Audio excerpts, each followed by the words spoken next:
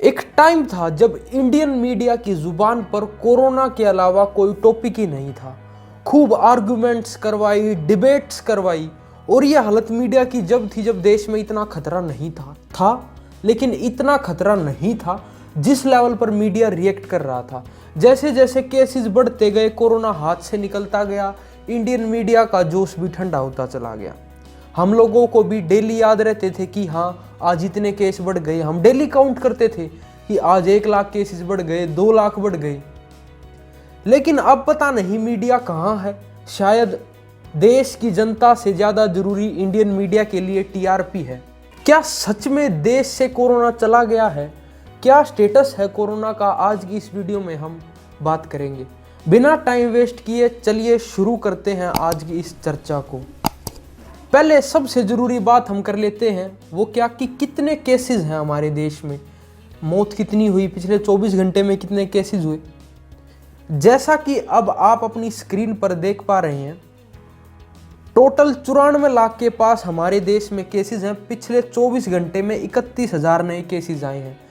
पिछले 24 घंटे में 482 मौत हमारे देश में हुई हैं।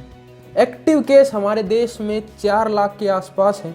जो अच्छी बात है इस बीच वो ये है कि 88 लाख लोग डिस्चार्ज हो चुके हैं और पिछले 24 घंटे में 41,000 लोग डिस्चार्ज होकर अपने घर जा चुके हैं। स्टेट वाइज मैं देखूं तो सबसे ज़्यादा महाराष्ट्र में है। पिछले 24 घंटे में 3837 नए केस आए हैं और 80 मौत हो चुकी हैं। उसके बाद कर्नाटक में 13 मौत हो चुकी हैं, आंध्र प्रदेश में 4 मौत हो चुकी है। ये आपने डाटा देखा कोरोना वायरस का। अब इस बीच एक नया पंगा और आ गया है। 18 फरवरी को मैंने ट्वीट के थ्रू आप लोगों को बताया था कि नया स्ट्रेन कोरोना वायरस का आ चुका है जो पिछले वाले से भी ज़्यादा डेंजरस है। और माना यह जा रहा है कि पिछले 24 घंटे में जो भी नए केसेस आए हैं वो इस नए स्ट्रेन के हैं। तभी आप देखेंगे कुछ पर्टिकुलर एरियाज में ही केसेस बढ़ रहे हैं। ओवरऑल पूरी कंट्री में केसेस नहीं बढ़ रहे। कुछ पर्टिकुलर स्टेट्स हैं जिनमें केसेस बढ़ रहे हैं। अब सबसे बड़ा सवाल जो हमारे दिमाग में आता है वो ये है कि क्या हमारे देश में जो वैक्सीन बन रही है, जिसका वैक्सीनेशन प्रोग्राम हमारी कंट्री में चल रहा है, बड़ी प्राउडली हम कहते हैं इंडियन वैक्सीन, क्या वो इस नए स्ट्रेन पर काम करेगी? ये सोचने पर हमें मजबूर इसलिए होना पड़ा क्योंकि अफ्रीका ने 1 मिलियन डोजेज वापस कर दी इंडियन वैक्सीन की, ये कहकर कि जो स्ट्रेन हमारी कंट्री में है ये उस पर इफेक्टिव बिल्कुल भी नहीं है। इसलिए हमें सोचने पर मजबूर कर दिया।